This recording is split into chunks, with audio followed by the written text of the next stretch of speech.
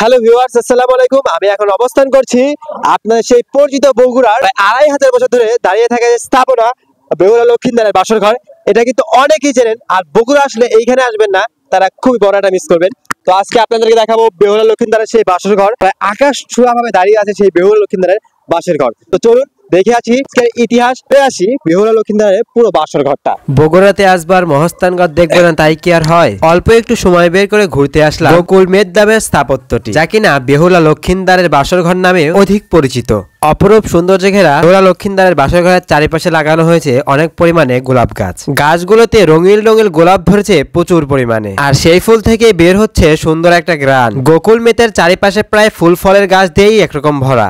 একদিকে যেরকম রয়েছে প্রাকৃতিক সৌন্দর্য, অন্যদিকে প্রাচীনতম গোকুল মেত, যা কিনা বেহুলা লক্ষিন্দারের বাসর ঘর নামেও পরিচিত। সত্যি কথা বলতে কি যে এই ২৪ সালের জেনারেশনের মানুষেও যে এত পুরাতন স্থাপত্য আমরা দেখতে পাচ্ছি, এটা আমাদের ভাগ্যের একটা বিষয়। তো আসেন, আমরা তো বাইরের অংশটা দেখলাম, এখন একটু উপর থেকে দেখে আসি।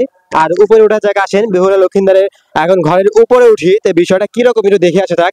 আর এটা হচ্ছে আমার ফার্স্ট টাইম বেহুলা লক্ষিন্দারের বাসার উপরে ওঠা। গুটি গুটি পায়ে সামনের দিকে আগাচ্ছি, তবে এই গোকুল মেতে ওঠার রাস্তাটা ততটাও ভালো না, এক ধরনের পাহাড়ি বলতে পারি। এখান থেকে পড়ে গেলেও আমার ভাগ্যটা বেশি একটা ভালো হবে না। কিন্তু একটা অনুভূতির কারণে এখানে আসছে যে আসলে এই লক্ষিন্দারের বাসর ঘরটা কেমন, কিরকম একটা অবস্থাতে আছে বা কিরকম এত পুরাতন স্থাপত্য, এটা দেখার জন্য আসছে।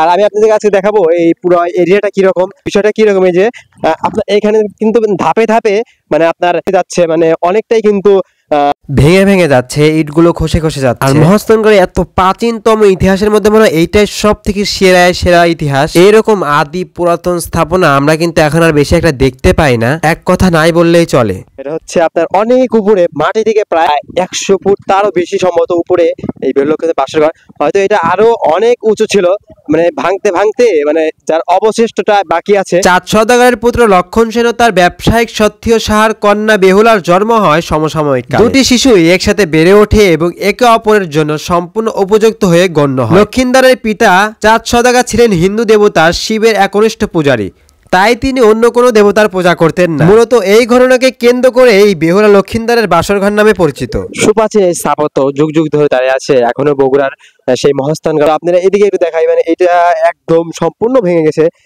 সম্ভবত এটা ভাঙতে ভাঙতে এমন একটা পর্যায়ে চলে আসছে, সম্ভবত আর ২০-২২ বছরের মধ্যে মনে হয় এর অস্তিত্ব খুঁজে পাওয়া যেতে নাও পারে বলতে গেলে চলে। এই পুরো স্থাপনাটার উপরে বিষয়টা আপনাদেরকে দেখায় আমি।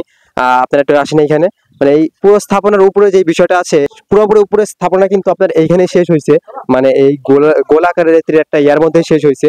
এইখানে হচ্ছে আপনার বাসর ঘরের উপরে যে স্থাপনাটা ছিল সর্বশেষ, মানে উপরে যেটাকে বলে, তার উপরে কিন্তু এইটা মানে শেষ করছে। আর এখানে বসার মতো এবং এখানে দেখার মতো সুপ্রাচীন অনেক কিছুই আছে। বগুড়াতে আপনি আসলেও ঘুরে যাবেন গোকুল মেধা।